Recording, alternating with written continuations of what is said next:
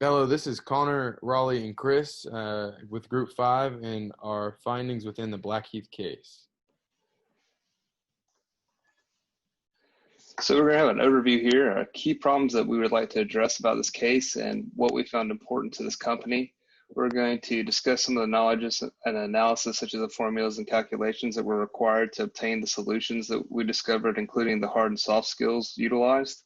And then finally, we're going to close with our opinions as executives on what the biggest takeaways were away from this case. So throughout the case, there were some major key problems and decisions that were made that really affected the company's profitability and money that they could have made or not or didn't make. And after reviewing the case, some of the bigger issues we found were their rejection of orders and their price points. So their price points were too low, which led to the company rejecting orders that would have actually made them money instead of being more flexible with their price points, accepting those orders and being profitable with them. And another issue that we found was their approach at excess capacity and capacity constraints. And when it comes to excess capacity, they should have lowered their price until they hit that break-even point.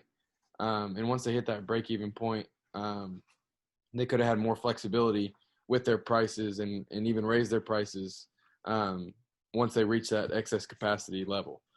And the importance of this is crucial because it really impacts whether the company loses or makes money. And you want to make sure that you're not rejecting something that could have been profitable for the company in that aspect.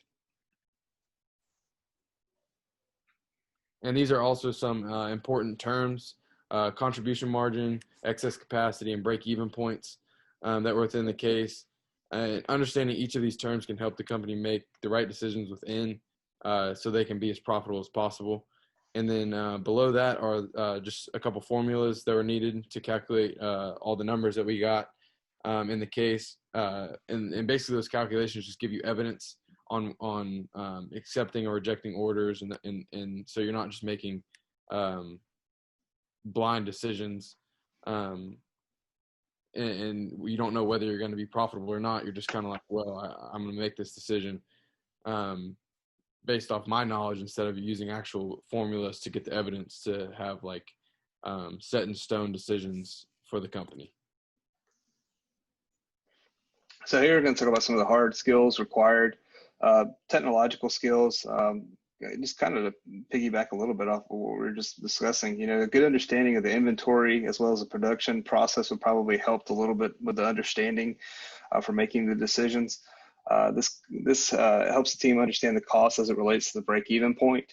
The next area is the accounting practices. One area that we kind of talked about over and over again while we were going to this group project was the funny rounding of the 12 cent.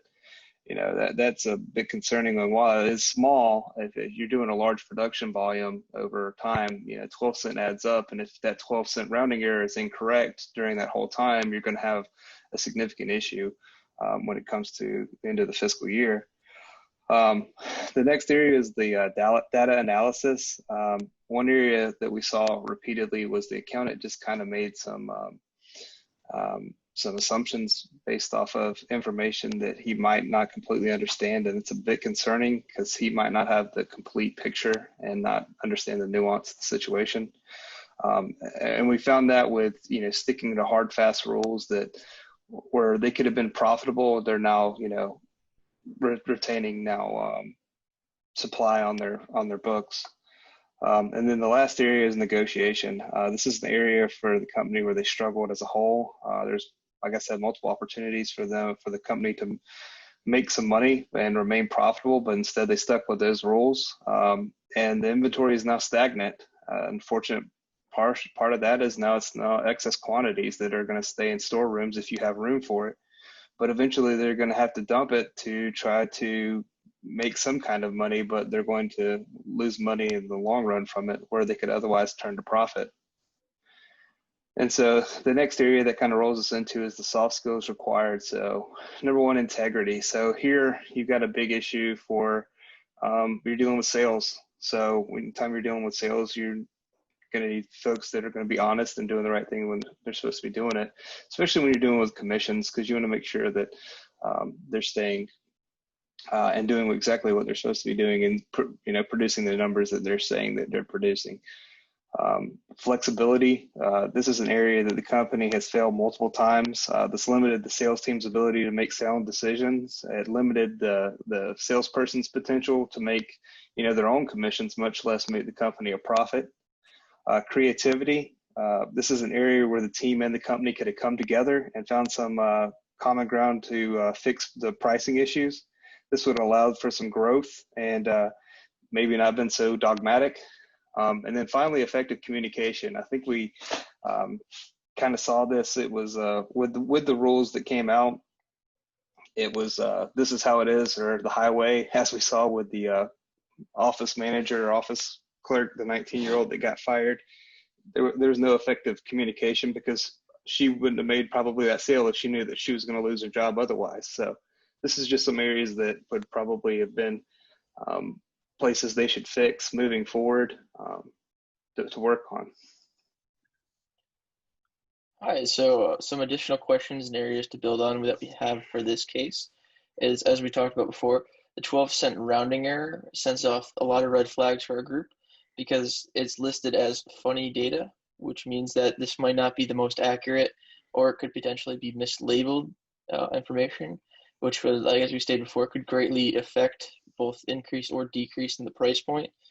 It would also be interesting to see what the future sales would be at the introduced price of $8 per unit. As we saw at the end of the case, we as a group believe that such an increase would cause sales to decrease and cash flow to decrease as well. This would cause a negative effect on the company because they would not make as many sales, and the amount that to such a scale that they would actually probably lose money overall. The final question we would have is, if a set number of units were produced, would this make a difference in the decreasing of the cost of production? Because if that is so, the decrease in cost of production will mean a decrease in sale price, which will increase sales of the units, which then could increase the cash flow, which is ideal for any company. So some of the executive takeaways we had are contribution margins and break-even points are indicators that are very critical to the proper breakdown of a company's sales and their sales price. Break-even points allow a firm to recognize the moment in which a company goes from losing money to being profitable, which means that if needed, they could increase the prices, which is obviously a good thing for cash flow once you break even. Contribution margins can be given it can give important insight into if an order should be accepted and at what price point it should be accepted or rejected at. As we saw in the case, there were many different instances where that played a pivotal factor in this decision-making process. Price points are also affected by law of supply and demand. If the demand decreases and the supply remains the same, the price will need to decrease. But if the demand increases and the supply stays the same, the price will increase.